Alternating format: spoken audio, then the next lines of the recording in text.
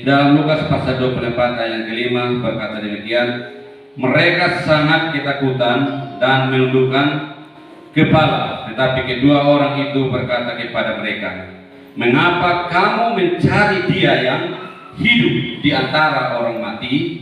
1 Korintus pasal 15 ayatnya yang keempat. Ya, sama-sama kita baca 23. Bahwa ia telah dikuburkan dan bahwa ia telah dibangkitkan pada hari yang ketiga sesuai dengan kitab suci. Tidak ada kebangkitan jika tidak ada kematian yang terjadi di dalam Kristus Yesus. Dan ini sudah menjadi sebuah hal kebenaran yang harus kita pahami, kita harus miliki dalam kehidupan kita. Hari apa itu saya sempat buat tema ini tentang pribadi dari Lazarus, ketika karena renungan saya hari dalam minggu ini itu masih di dalam kisah tentang Lazarus. Jadi tadi saya masih bagikan tentang Lazarus di dalam ayatnya terakhir, bahwa di situ dia mengalami kebangkitan. Yesus membangkitkan dia keluar dari kuburan selama waktu dia 4 hari lamanya di dalam kuburan, tapi Yesus bawa kehidupan dan memberikannya kepada Lazarus sehingga dia mengalami kebangkitan. Nah, Bapak Ibu Saudara, tentunya kita sudah mendengar atau kita sudah membicarakan atau kita sudah membagikan atau kita pernah sharing tentang hal ini. Tidak ada kebangkitan jika tidak ada kematian. Ini yang terjadi dalam Kristus Yesus, bahwa di dalam pribadi Yesus itu tidak ada kebangkitan kalau tidak ada kematian yang terjadi di dalam Yesus. Ini pribadi yang lain bisa mati dan tidak bangkit, tetapi di dalam Yesus itu hal ini harus terjadi. Kalau dia tidak mengalami kematian, pasti tidak ada kebangkitan. Jadi Bapak Ibu Saudara yang dikasihi dalam Tuhan, waktu itu murid-murid mereka sudah diajarkan berkali-kali. Yesus menyampaikan kepada mereka bahwa dia akan diserahkan kepada orang-orang jahat dan mereka akan dibunuh dan dia akan mati, tapi pada hari yang ketiga dia akan bangkit.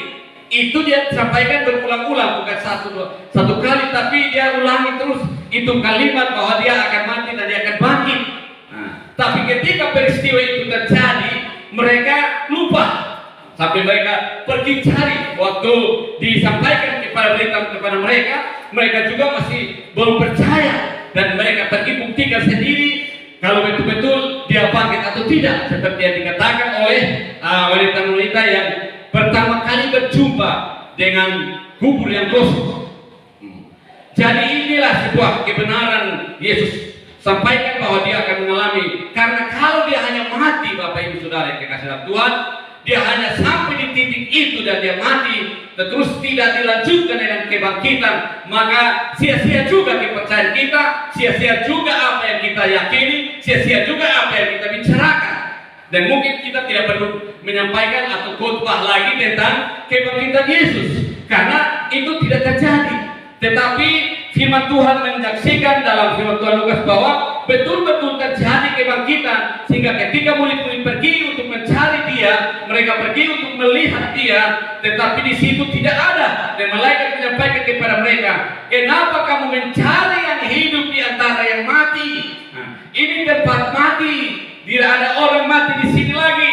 Yesus tidak ada di sini lagi. Dia sudah bangkit, dia sudah hidup, dia sudah mengalami kehidupan yang abadi. Nah, di dalam kehidupan kita, Bapak Ibu Saudara yang kasih dalam Tuhan, kita harus perlu memahami hal ini. Dan bagaimana kebangkitan Kristus itu bisa terjadi dalam kehidupan kita.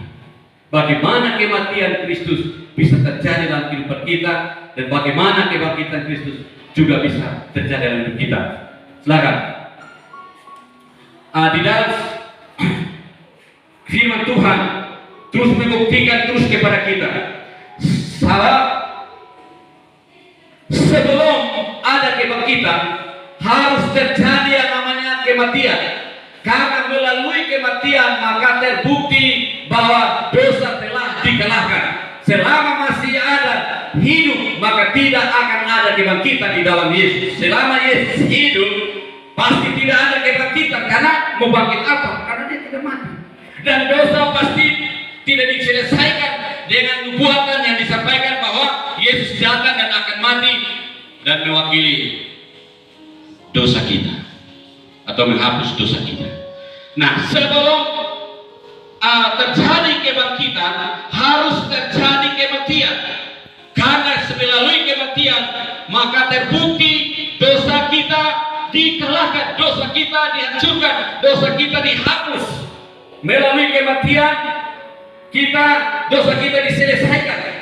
Kita diwakilkan ada di sana oleh Yesus Kristus. Bagaimana kita akan mengikuti, bagaimana kita mengalami yang namanya mati terhadap dosa. Harus kita alami. Kita pun juga firman Tuhan berkata bahwa jika kamu menyatu dalam kematian, kamu juga akan menyatu di dalam kebangkitan. Dan kita juga menyatu dalam kehidupan. Jadi menyatu dalam kematian itu seperti apa? Silakan. Di dalam suratnya Paulus dia sempat menyinggung hal ini. Untuk mengalami kehidupan Yesus, maka kita harus matikan segala dosa dalam diri kita. Kolose 3:5 coba kita baca. Karena itu, matikanlah dalam dirimu segala sesuatu yang duniawi, yaitu percabulan, kenajisan, hawa nafsu, nafsu jahat, dan juga keserakahan yang sama dengan penyembahan berhala. Semuanya itu mendatangkan murka Allah atas orang-orang durhaka. Dahulu kamu juga melakukan hal-hal itu ketika kamu hidup di dalamnya. Bagaimana kita bisa mati seperti Yesus? Yesus sudah mati. Dia sudah mati dan sudah mengalami kebangkitan. Tetapi bagaimana kita bisa mengalami kehidupan Yesus di dalam hidup kita? Bagaimana kita bisa mengalami yang kuasa kebangkitan itu dalam diri kita? Maka Paulus mengatakan di sini, karena itu matikanlah dalam dirimu segala sesuatu yang duniawi. Karena ayat 4 sebelum ayat itu dibilang, apabila Kristus yang adalah hidup kita menyatakan diri kelak, kamu akan menyatakan diri bersama-sama dengan Dia dalam kemuliaan. Nah, Kristus sudah hidup, Kristus sudah mati, Dia sudah hidup dan Dia sudah naik ke surga. Dan tinggal Dia akan datang menyatakan dirinya, karena Dia sudah mengalami kemenangan, Dia sudah ada di surga, menyediakan tempat yang mulia bagi kita.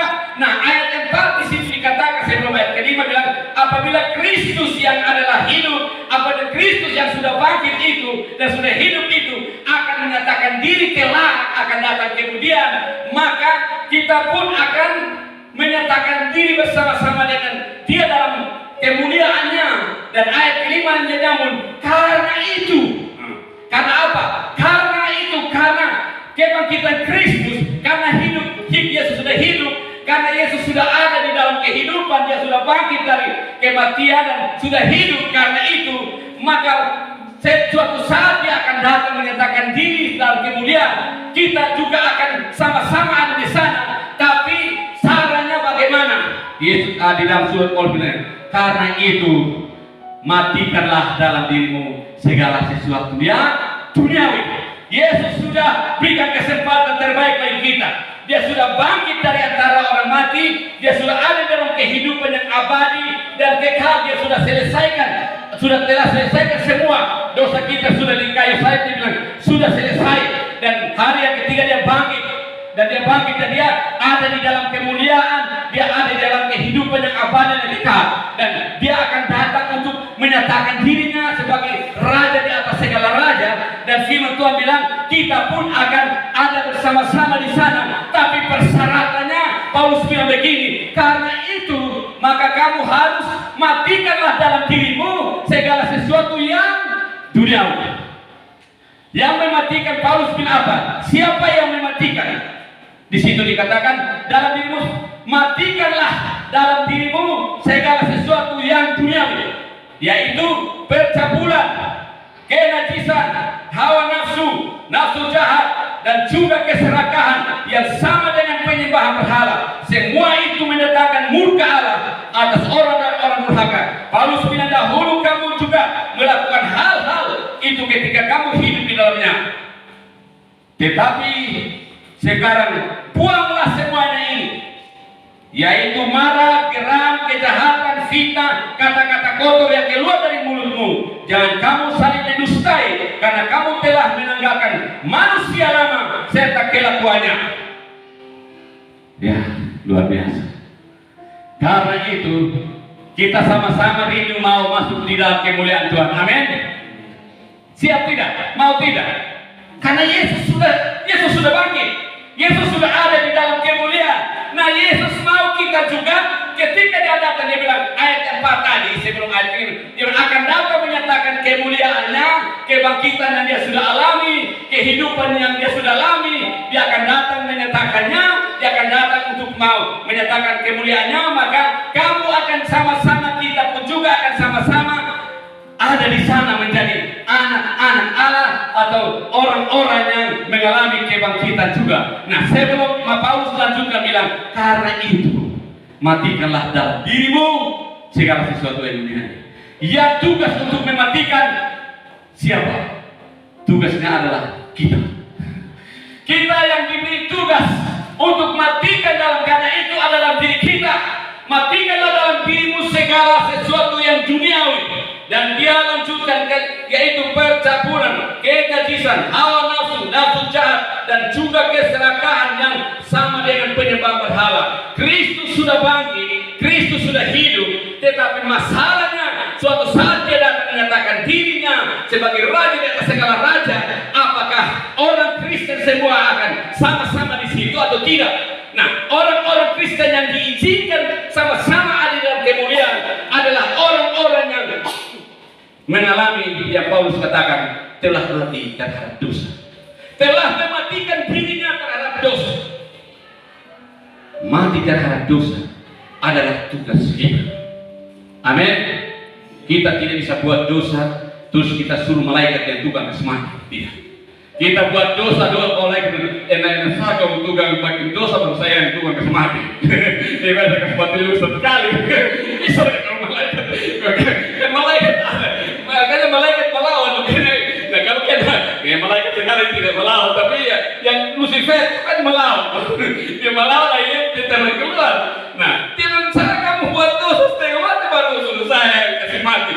Makanya Paulus bilang ini, matikanlah dalam dirimu supaya masuk dalam kemuliaan, supaya sama-sama menikmati kehidupan yang kekal, kebangkitan Kristus yang seperti saya tidak hanya omong-omong saja, tapi saya rindu juga untuk bisa mengalami kebangkitan itu. Amin. Maka berusaha matikan terus. Nah, matikan ini adalah kerja kita. Mematikan dosa ini adalah usaha kita. Harus matikan setiap kali kita terus matikan diri kita dari dosa. Amin.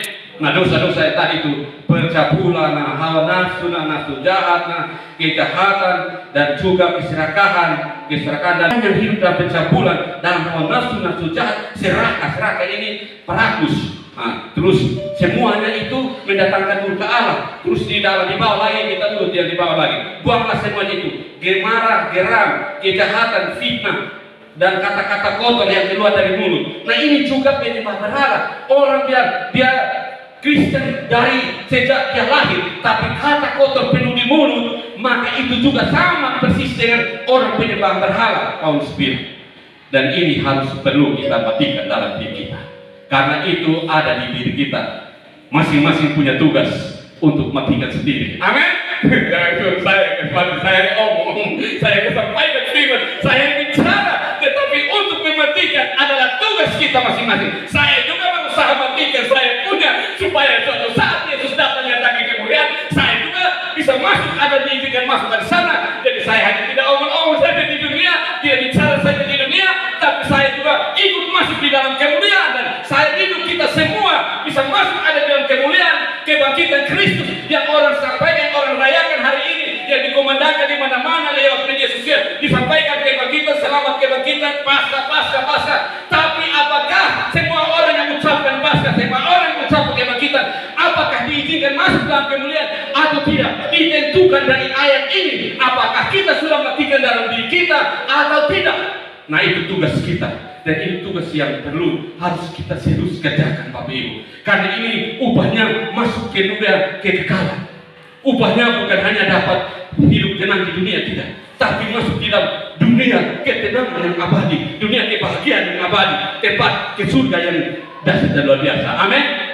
Jadi ini luar biasa Bapak Ibu Saudara yang kasih dalam Tuhan, mematikan dosa dalam diri. Itu kerja sampai itu termasuk kerja seriusnya kita. Tidak bisa tidak, karena kita selalu berurusan dengan dosa. Jadi ini penting. Suatu saat ada kesaksian seorang hamba Tuhan. Hamba Tuhan ini namanya Catherine Kuhlman. Nanti baca biografinya, baca kisahnya. Tapi ada sebuah kesaksian yang disaksikan oleh hamba Tuhan, bahwa suatu saat Catherine Kuhlman itu dia penyembuhan ilahi. Penyembuhan ilahinya tidak perlu berteriak dalam nama Yesus, tidak. Tapi jemaat sudah hadir. Waktu dia melangkah maju, baru langkah maju ini kesembuhan sudah terjadi. Belum berdoa, dia baru lewat saja itu kesembuhan, orang sudah berteriak, saya sembuh. Itu dia baru melangkah masuk ke dalam tempat ibadah, baru melangkah masuk. Bayangkan. Dan orang tanya dia, kenapa sampai Catherine Kuhlman tidak perlu berteriak besar-besaran, tapi waktu masuk melangkah saja masuk ke dalam tempat suasana ibadah, orang sudah mengalami kesembuhan ilahi. Yang sakit apa saja sembuh. Dia bilang begini, saya mati tiap hari. Dia hanya jawab begini, saya belajar mati tiap hari. Jadi kalimat ini sangat mendalam. Orang mulai mentafsirkan bagaimana bisa mati setiap hari.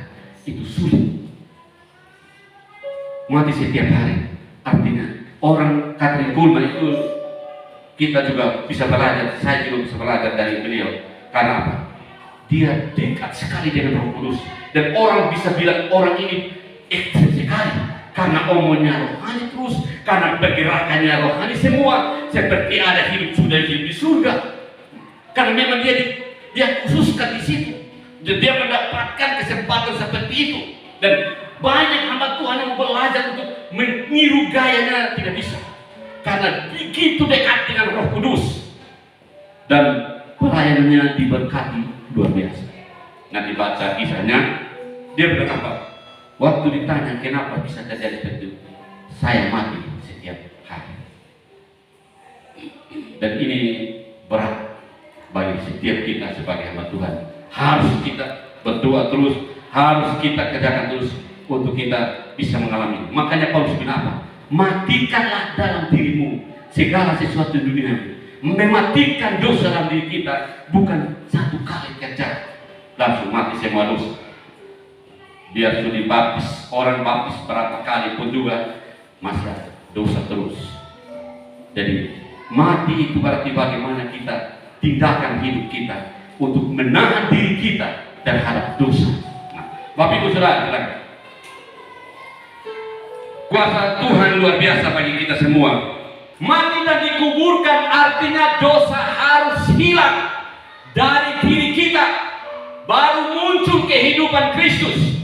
Yohanes 12 ayat 24 ada satu ilustrasi di sana, dikatakan begini, jikalau buah itu tidak jatuh ke dalam tanah dan mati dan busuk dan hancur, dia tidak akan hidup. Jikalau buah itu dia tidak jatuh dan masuk di dalam tanah dan tidak jadi busuk terus mengeluarkan, itu tidak bisa. Dia harus masuk dalam tanah. Kalau tidak, dia hanya satu saja. Kalau dia biji sawi satu, dia biji usang satu, tidak ditanam, disimpan terus di meja, dia satu terus tahun depan juga, dia satu terus tahun 2 tahun 5 tahun kemudian datang, itu usang tetap satu biji tok, tidak akan berubah apa-apa. Tapi kalau dibuang ke dalam, ditaruh ke dalam tanah, 1 tahun kemudian atau berapa hari kemudian dia akan mengeluarkan tunas, dan mungkin 2 tahun kemudian, 3 tahun kemudian, 4 tahun, 5 tahun kemudian, maka kita akan petik buahnya dan kita nikmati karena ada hasil dan banyak sekali buahnya. Karena apa? Dia sudah mengalami proses kematian di dalam tanah. Yesus untuk menghasilkan pengikut-pengikut yang hidup benar, Yesus untuk menghasilkan orang-orang percaya yang hidup dalam kebenaran, kekudusan, harus dia mati dulu. Setelah dia mati baru mengalami kebangkitan. Dari kebangkitan itu maka dia menyediakan kesempatan kemuliaan terbaik yang dahsyat buat kita. Tapi giliran kita untuk masuk ke sana, maka kita harus mati juga. Dan kita bukan mati seperti Yesus harus masuk di dalam tanah terus dikubur hidup-hidup, tidak.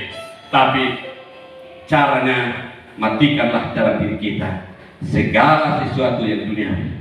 Nah, mati dikuburkan artinya hilang. Orang mati kubur pasti tidak ada apa-apa di luar.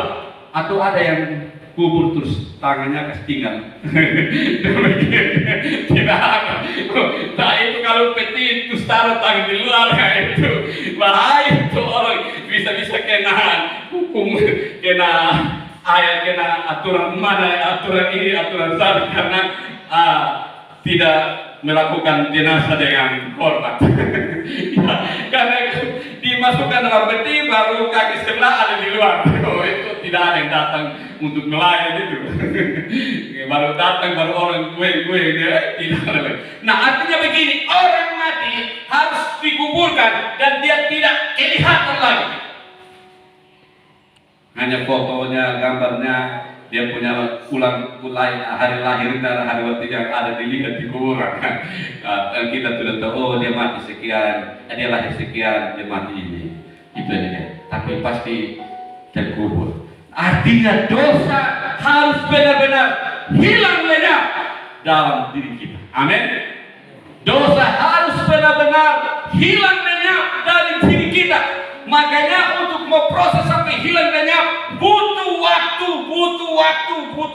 untuk kita terus mati. Butuh waktu dengan Tuhan, butuh waktu dengan Tuhan, berdoa, mendekat dengan Roh Kudus, minta tolong Roh Kudus, yang Roh Kudus yang membantu kita untuk bisa matikan. Orang lain tidak bisa, orang lain yang dipakai untuk mungkin bisa membuat kita betul-betul kita mati atau tidak, atau dia masih hidup ini.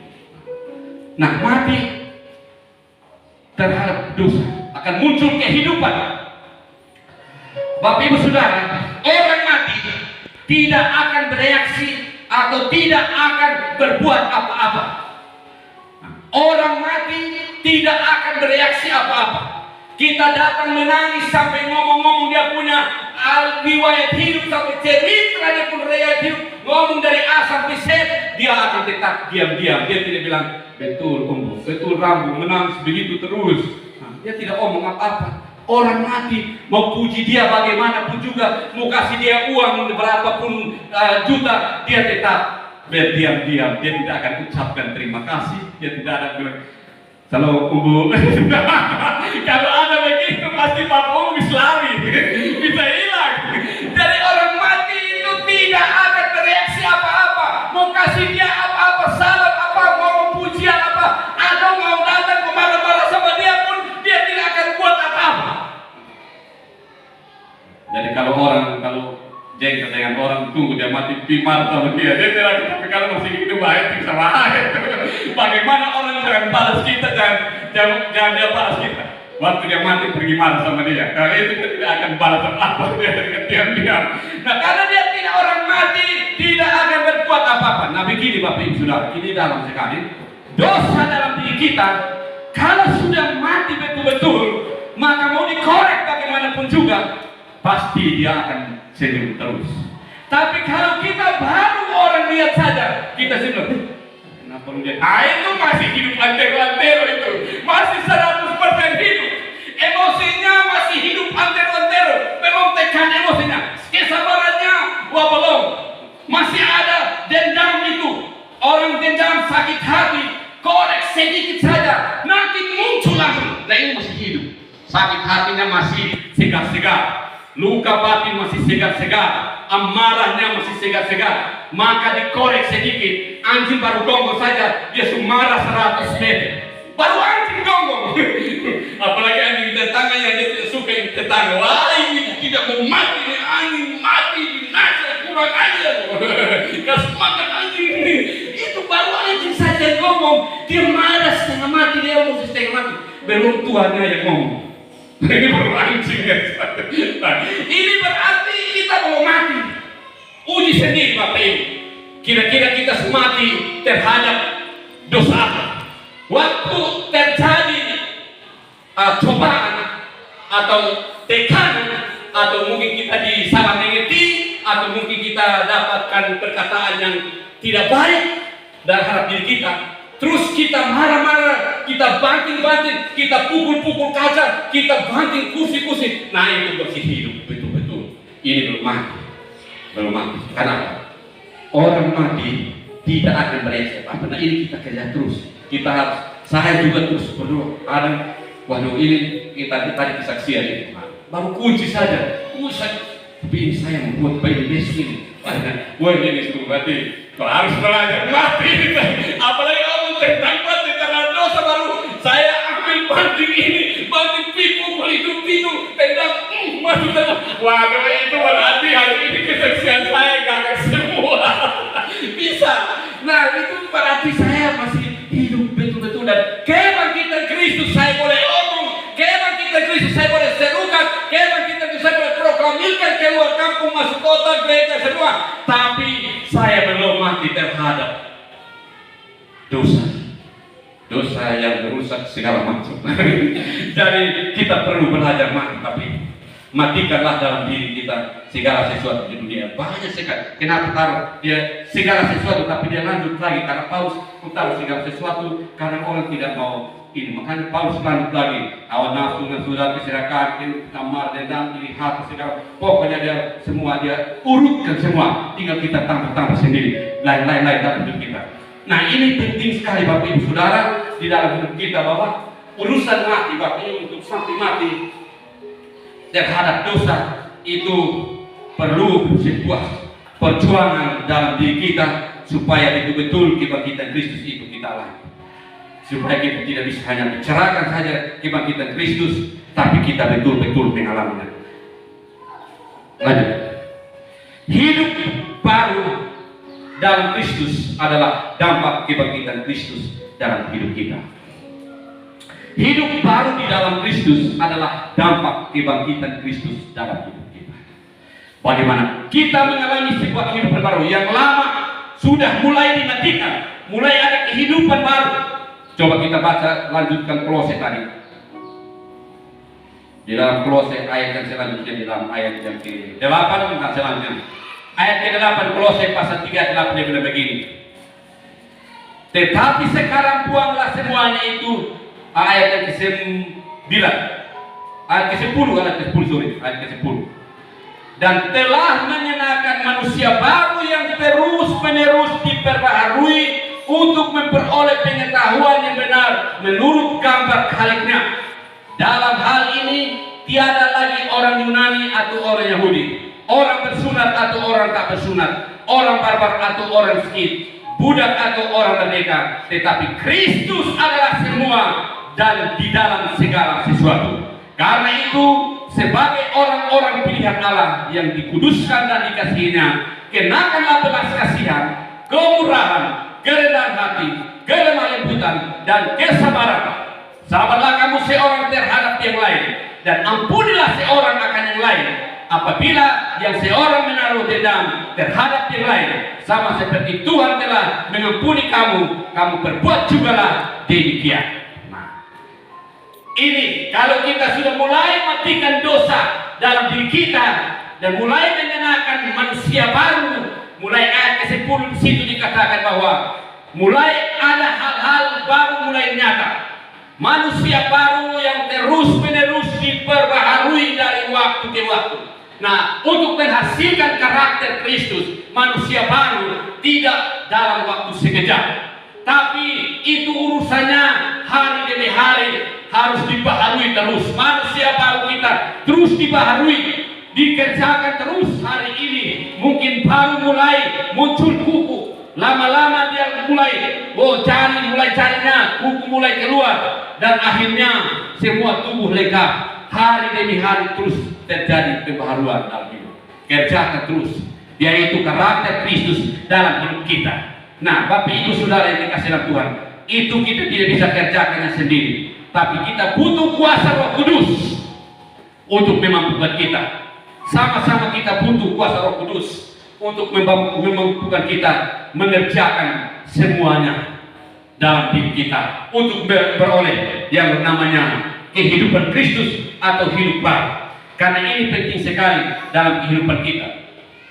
Saudara yang dikasihi dalam Tuhan, di dalam ayat yang terakhir, coba kita baca satu-satu. Hidup bagi Kristus. Ada beberapa ayat di situ yang menjadi ayat pembahasan kita di dalam renungan ini. 2 Korintus 5 ayat 15, satu orang bisa baca. Filipi 1 ayat 21, Galatia 2 ayat 22. Ini Paulus mengalami hal ini sehingga dia bisa menuliskan perkataan-perkataan ini bagi kita, supaya kita bisa yang hidup sekarang ini dan masih diberikan kesempatan masih hidup hari ini dan seterusnya. Mari kita mau beroleh, kita mau mengalami hal ini. Coba satu orang baca di dalam 2 Korintus 5 ayat 15. Dan Kristus telah mati untuk semua orang, supaya mereka yang hidup tidak lagi hidup untuk dirinya sendiri, tetapi untuk Dia yang telah mati dan telah dibangkitkan untuk mereka. Di dalam Filipi 1 ayat 21, ya baca semua. Satu orang baca, satu orang siapkan yang Galatia. Filipi 1 ayatnya yang ke-21. Ya. Karena bagiku hidup adalah Kristus dan mati adalah keuntungan. Ya. Galatia 2 ayat 20. Namun aku hidup, tetapi bukan lagi aku sendiri yang hidup, melainkan Kristus yang hidup di dalam aku. Dan hidupku yang kuhidupi sekarang di dalam daging adalah hidup oleh iman dalam Anak Allah yang telah mengasihi aku dan menyerahkan dirinya untuk aku. Jadi Bapak Ibu Saudara yang dikasihi dalam Tuhan, Yesus mengalami kehidupan yang luar biasa. Paulus mengalami kehidupan di mana dia mati terhadap dosa. Dia menuliskan kepada kita bahwa bagiku hidup adalah Kristus dan mati adalah keuntungan. Jadi dalam hari-hari hidupnya dia menjalani kehidupannya itu hanya hidup bagi Kristus. Bagaimana kita hidup bagi Kristus? Berarti perkataan kita, perbuatan kita, pikiran, perkataan, perbuatan kita itu harus menyatakan kasih Kristus di dalamnya. Hidup bagi Kristus, Paulus bilang apa? Bagiku hidup adalah bagi Kristus dan mati adalah sebuah keuntungan. Jadi dia mau hidup untuk Kristus. Di dunia dia beri kesempatan untuk hidup, dia hidup untuk Kristus. Maka dia kerjakan semuanya, mau mengalami tantangan, masalah, tidak disukai, ditolak di mana-mana, tidak disenangi, dia tetap melakukan firman Tuhan. Dia tetap memberitakan firman Tuhan, dia tetap menyampaikan firman Tuhan. Di dalam Korintus dia menuliskan bahwa Kristus itu telah mati dan kita hanya hidup bagi Kristus. Hidup kita untuk Kristus. Di dalam Galatia bahwa hidupku ini bukannya aku lagi, melainkan Kristus yang ada di dalam aku. Ada lagunya bilang, adapun hidupku ini bukannya aku lagi, melainkan Kristus yang hidup di dalam aku. Kini hidup yang sekarang aku hidup di dalam tubuh ini. Aku hidup di dalam iman kepada Anak Allah yang mengasihi aku dan yang menyerahkan dirinya karena aku. Jadi Paulus betul-betul mengalami kebangkitan Kristus di dalam dirinya. Dia berkesempatan untuk bisa membalas dendam. Dia berkesempatan untuk bisa berbuat sesuatu menurut kekuatan kemampuan dia. Tetapi karena dia hidup bagi Kristus, maka dia pasti bertanya, Kristus, apa yang harus kubuat? Ketika dia mengalami tantangan, pasti dia bertanya, apa yang harus kubuat? Ketika di dalam pekerjaan pelayanan yang dihadapi, dia selalu bertanya, Roh Kudus selalu mengarahkan, harus ikut ini, jangan ikut ini, harus lewati ini, jangan lewati ini, harus buat ini, jangan buat ini. Roh Kudus selalu mengajarkan, selalu mendengar apa yang Tuhan katakan, selalu bertanya kepada Tuhan. Apapun yang dikerjakan, apapun yang dilakukan, selalu bertanya kepada Tuhan. Karena itu sangat penting. Paulus menjalani kehidupannya hanya hidup bagi Kristus, sehingga seolah-olah dunia ini seperti tidak berarti buat dia. Karena apa? Dia hanya hidup buat Kristus dan dia tidak mementingkan diri sendiri. Kalau dia mementingkan diri sendiri, berarti dia akan bisa menyelesaikan semua. Tetapi Paulus katakan, bagiku hidup adalah Kristus dan mati adalah keuntungan. Dan dia katakan, karena ada pun hidupku ini, bukannya aku lagi, melainkan Kristus. Dia yang hidup dan dia yang bergerak dengan, tapi yang menggerakkan dia adalah Roh Kudus. Semua apa yang dikerjakan, pekerjaan, pelayanan apapun, itu semua digerakkan oleh Roh Kudus. Dan orang bisa katakan, oh orang ini adalah Yesus, karena sedikit-sedikit roh, sedikit-sedikit omong ini seperti sudah ada di surga. Tetap karena kita hidup bagi Kristus, kita harus punya warna yang berbeda. Jangan kita warna di dalam doa sama, terus warna di tempat yang orang tidak beriman juga sama. Nah itu berarti kita tidak memberi warna yang baik. Karena apa? Karena roh kita belum mati terhadap dosa. Kalau kita sudah mati terhadap dosa, maka ayat keempat dari firman Tuhan tadi yang kita baca di awal sana, bahwa kita akan diizinkan masuk di dalam kemuliaan Kristus, karena dia sudah bangkit, dia sudah menyediakan hidup yang kekal buat kita. Dan firman Tuhan bilang dia akan datang dari sana untuk menjemput orang yang telah mengalami kematian Kristus, mati terhadap dosa. Mari kita terus belajar untuk mati terhadap dosa, Bapak Ibu, dalam kehidupan kita, setiap kita. Makanya dalam kehidupan bersama, dalam keluarga, anak-anak semua, itu juga menjadi hal untuk membuat kita untuk bisa mati terhadap dosa. Untuk kita mati atau tidak, ketika kita di dalam dunia pelayanan, dunia pekerjaan apapun juga, kita karakter kita, makanya karakter itu harus kita hasilkan terus, hasilkan karakter itu terus dalam hidup kita. Karena apa? Karena itu akan mengantar kita ke surga. Semua firman Tuhan berapa? Kasih ada tiga hal. Apa? Kasih, pengharapan, iman, pengharapan, dan kasih. Dan yang paling harus besar dari semua itu adalah kasih. Nah, kenapa? Kasih, di dalam kasih itu ada karakter Kristus. Kasih berbicara tentang kehidupan, karakter. Iman bisa berakhir, pengharapan bisa berakhir, tetapi kasih tidak akan berakhir, karena itu yang mengantarkan kita masuk ke dalam kerajaan surga. Maka hidup kita setiap hari harus kita mati terus terhadap dosa, mati terus di dalam keluarga kita, diuji di sana supaya kita mati terhadap dosa. Di lingkungan kita pasti juga mengatakan supaya kita mati terhadap dosa. Di manapun juga kita harus mati terhadap dosa. Karena apa? Itu yang membuat kita untuk mengalami kehidupan yang abadi. Ini sangat penting. Karena kita bisa mengerti, karena kita dikatakan yang tidak benar, tetap kita bersyukur. Karena apa? Mungkin kita punya kesempatan untuk bisa membalas, tetapi kenapa kita tidak? Karena kita mau belajar untuk mati terhadap dosa. Mati terhadap dosa itu yang paling utama dalam diri kita sebagai anak-anak Tuhan. Karena banyak orang suatu saat akan menyesal. Tuhan, saya bukan orang-orang yang berseru ke Tuhan akan masuk, tapi orang-orang yang melakukan kehendak Tuhan. Kita tidak mengejar sesuatu yang hanya di dunia ini, tapi mari kita akan kejar karakter Kristus. Karakter Kristus itu yang paling utama. Makanya adik-adik kadang di sini saya selalu ajar mereka, kasih ingat mereka. Karena saya harus tegas dan karena apa? Rindukan karakter Kristus, rindukan karakter Kristus. Bagaimana kita bertahan hidup di dalam hal seperti ini sementara kita tidak mau bertahan sesuatu, kita tidak mampu bertahan sesuatu yang penuh damai. Itu bagaimana kita di dunia duri, waduh, tidak akan mungkin. Betul, kita harus dengarkan firman Tuhan, kita terus taati kebenaran firman Tuhan, supaya kita diberkati Tuhan, supaya kita mengalami Tuhan dalam kehidupan kita. Karakter kita akan terbentuk terus sampai karakter kita jadi. Kalau kita tidak bisa menang di dalam sebuah karakter, di dalam sebuah situasi, akan ada situasi tertentu yang bisa tidak, mungkin kita tidak menghargai orang. Kita akan ada diangkat di situasi dan orang tidak akan hargai kita di situ. Dan di situ kalau itu betul, saya tidak hargai orang. Dan itu kan sakit. Dan kita karakter kita belum mati di situ.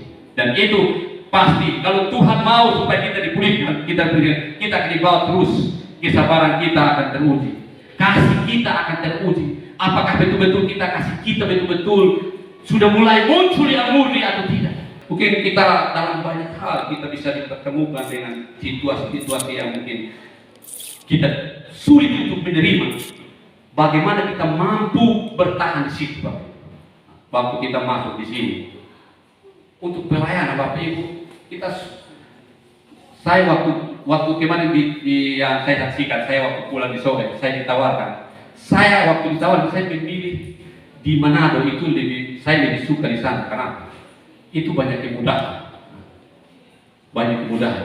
daripada saya di Soe yang waktu itu jemaat sudah mau tinggal tutup dan saya dipercaya di situ dengan persembahan setiap bulan cuma 50.000 dan saya bandingkan dengan Manado yang saya buat satu kali satu kantong plastik saya harus bawa pulang dan sampai itu kita hitung ternyata wah banyak sekali yang saya bisa bayangkan. Tapi Tuhan uji saya.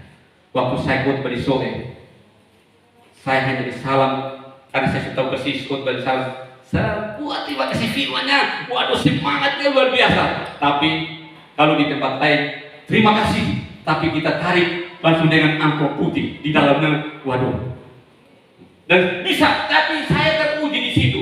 Saya berpikir, saya urus ini yang berapa orang ini baru semua tutup ini jemaat, sudah mau tutup ini pelayanan. Tapi Tuhan bilang harus terus ke situ, belajar. Jangan ingat yang di sana. Tapi apa yang Tuhan berkata sini, belajar mental. Ketika saya belajar sebentar, kebangkitan terjadi, pemulihan terjadi, pertobatan terjadi. Banyak anak-anak yang sampai hari ini jadi hamba Tuhan, jadi bekerja di dunia pekerjaan usaha, mereka takut akan Tuhan. Ketika ada di sebuah tempat, kita mulai orang itu kumpulan penyesat, itu buat penyesat di sana, kita jalan. Tapi pertobatan terjadi, banyak orang bertobat. Sekarang saya lihat banyak anak-anak Tuhan hasil pelayanan, mereka punya gereja yang bagus, mereka punya pelayanan yang bagus. Saya bersyukur. Karena kalau kita tidak memulai dan bertahan mendengar hal-hal yang omongan-omongan yang mungkin tidak jelas dalam hidup kita, yang mempersalahkan kita, yang mengkritik kita, yang menfitnah kita, yang positif. Kalau kita takut terhadap itu dan kita lari, maka jiwa-jiwa akan mungkin orang-orang itu pasti bisa mungkin diselamatkan orang lain yang Tuhan pakai karena kita tidak bertahan di situ. Ketika kita mulai sebuah pelayanan di tempat ini juga kita alami, bukan tidak alami kesulitan sampai hari ini pun tidak lagi. Tapi kita bersyukur kita buka pelayanan ini, bukan ada yang buka pelayanan ini, bukan. Dan itu kalau sebagai tandingan, wah tidak akan bisa lah begitu. Kalau membuat ini kan, tapi kita lakukan untuk kemuliaan Tuhan. Kita memulai pelayanan bukan karena uang. Kalau kita buat sesuatu pekerjaan karena uang, suatu saat akan bubar dan kita akan kecewa. Tapi makanya saya bilang apa? Berkorban. Korbankan apa yang kita mau kerjakan. Suatu saat Tuhan akan buat perkara. Tuhan akan bertemukan banyak orang. Dulu kita mulai pelayanan ini kecil anak-anak itu kita berkorban dari diri. Suatu saat Tuhan percayakan kami satu lembaga ya, kasih makan banyak orang, kasih makan orang-orang anak-anak sini, kasih makan. Saya bilang ini ada cari trip, ada bulanan kasih makan. Terus kita cari kan sini suka makan, kita pergi cari kampung kasih makan mereka. Dan itu yang Tuhan mau kita kerjakan. Kita buka pelayanan di Kampung Baru, kita kasih makan di sana lagi karena di sini suka makan kita juga bukan hanya mereka semua, kita juga dikasih makan. Sebenarnya kita uang makan kita buka lagi pelayanan di sana, kita kasih makan mereka di sana. Dan orang datang, oh kami juga mau memberi, dikasih makan lagi. Hanya pelayan itu mereka tidak seterusnya, mereka bisa berapa tahun mereka pilih tempat yang lain. Tuhan bertemu kita yang banyak, kita jalan saja. Makanya Bapak Ibu tergerak untuk bukan hal yang membuat kemuliaan, jalan. Bukan jalan kenapa? Kita melangkah untuk kemuliaan Tuhan. Tapi kalau kita buat sesuatu untuk supaya orang bilang, oh dia hebat ya. Suatu saat akan terjadi tantangan masalah, maka akan bubar. Tapi kalau kita lakukan untuk Tuhan, firman mati. Makanya sebelum itu kita harus mati dulu. Kita belajar mati terhadap diri, mati supaya ketika kita dinilai dengan diomong dengan label-label yang tidak jelas dan kita jalan saja. Makanya kenapa kemarin kita janji karena di kota ini sudah ada taman baca di mana-mana. Saya bilang ibu kita bergerak di kampung lagi karena di kota orang sudah mulai buka taman baca di mana-mana, buat ibadah pelayanan anak-anak itu menjadi berkat dan menjadi kita bersyukur sudah ada banyak kita fokus kita lagi dan ada pendeta Tuhan kota seorang pendeta GKS minta supaya kita buka saja dan tidak pakai rindu dari sini yang aku dan kita arahkan untuk bisa bagaimana dan kita kemarin di sana juga mereka minta mungkin minggu depan kita turun buka itu dan kita cari untuk kemuliaan Tuhan Karena apa? Kita diberkati untuk menyalurkan berkat, dan biarlah banyak orang diberkati Tuhan. Kita tidak cari untuk diri kita saja.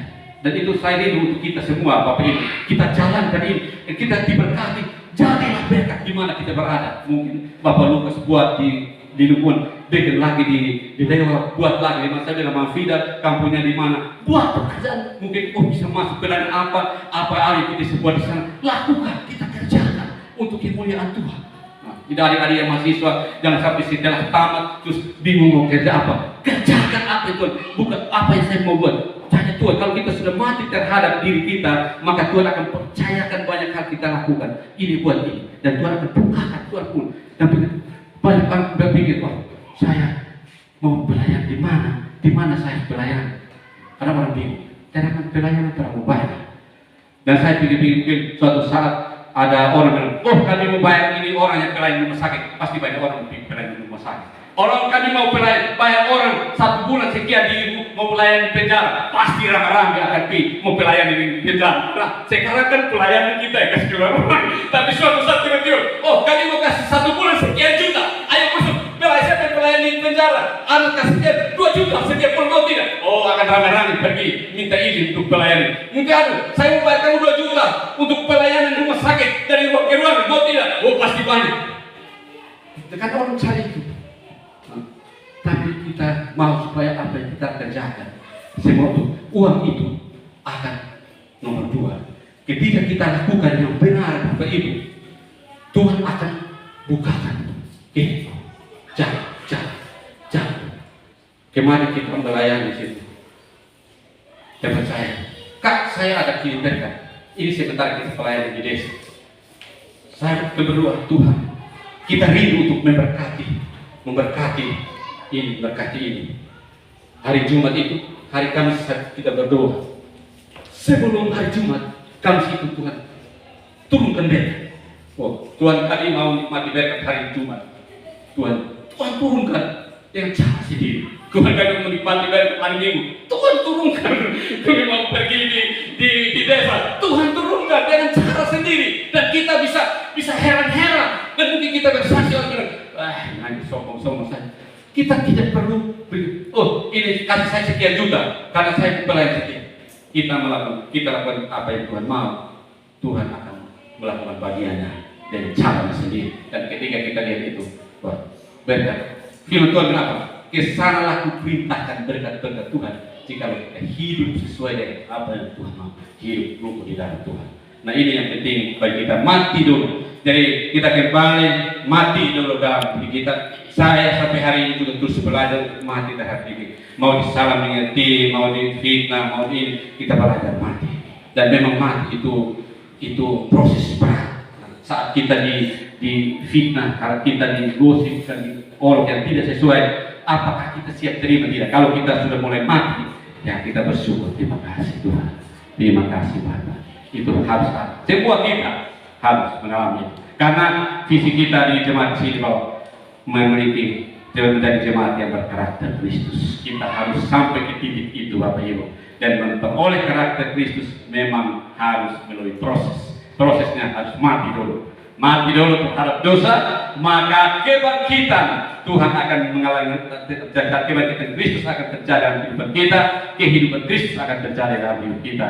Dan ayat firman Tuhan tadi yang kita baca di dalam Kolose bahwa kita akan mengalami kemuliaan ketika Yesus datang menyatakan dirinya sebagai Raja dan segala Raja, maka anak-anak Raja ayo masuk ke sana karena sudah mengalami kematian terhadap dosa. Amin buat firman Tuhan. Mari kita datang kepada Tuhan. Syukur, berterima kasih. Kemenangan Yesus sudah kerjakan, kebangkitan Yesus sudah akan. Sekarang adalah bagian kita untuk mengalami kebangkitan dalam hidup. Karena itu kita harus mati seperti Yesus mati terhadap dosa. Matikanlah dalam diri kita segala sesuatu yang duniawi, maka kehidupan itu akan terjadi dalam diri kita. Manusia baru akan mulai muncul dan akan dibaharui dari waktu ke waktu. Akan dibaharui dalam kehidupan kita. Kita bersyukur, kita berterima kasih bahwa hidup kita bisa diubahkan, dipulihkan oleh Tuhan. Kalau kita belum mati terhadap sesuatu sifat kita kalau kita masih bergumul dengan sifat kita yang mungkin belum cari-cari, Tuhan mau supaya kita menang di situ. Kalau tidak, kita akan diperhadapkan terus. Mau di dunia pekerjaan, dunia pelayanan apapun, akan diperhadapkan dengan itu, dan supaya sampai kita mati. Kalau kita tidak bisa mengampuni seseorang, Tuhan akan pertemukan kita sampai suatu saat kita harus melepaskan pengampunan. Atau kalau kita tidak memaafkan, atau kita tidak mengasihi orang, atau kita benci, atau kita hidup dalam hawa nafsu dan segala macam, Tuhan akan buat kita sampai kita bisa menang. Kalau kita belum menang, maka kita akan alami terus. Mau dimanapun juga, mau dimanapun juga, di komunitas apapun juga, kita akan terus diuji di sana sampai karakter kita betul-betul teruji dan terputus. Kalau kita tidak mau dan tidak siap, maka Tuhan akan berkata, sayonara, kita tidak akan masuk ke dalam dunia kemuliaan. Kita tidak akan masuk di dalam dunia waktu Yesus menyatakan dirinya kelak kepada hal akan datang. Tapi kerinduan kita semua, kepercayaan kita semua, iman pengharapan kita, supaya kita masuk di dalam kemuliaan Kristus ketika Dia datang untuk menyatakan dirinya. Karena itu mari kita belajar untuk mati terhadap dosa. Matikanlah dalam diri kita segala sesuatu yang duniawi. Kita yang tahu dunia apa, dunia apa yang masih hidup dalam diri kita. Kita belajar terus untuk mati, terus untuk mati. Kita saling mengingatkan, saling mendoakan. Ubahlah kami Tuhan, baharuilah kami Bapa, sesuai dengan firman Tuhan. Jadikan kami Tuhan. Haleluya. Ubahlah kami Tuhan, bentuklah kami Bapa, jadikan kami sama seperti. Ubahlah kami Tuhan. Haleluya.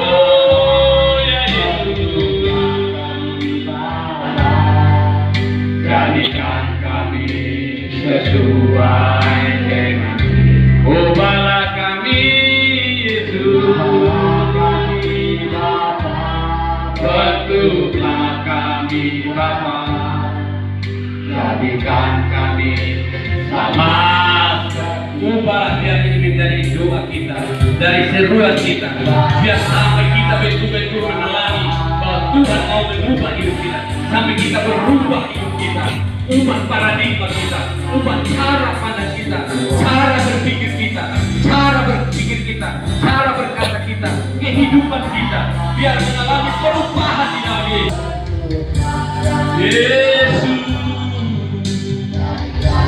Jadikan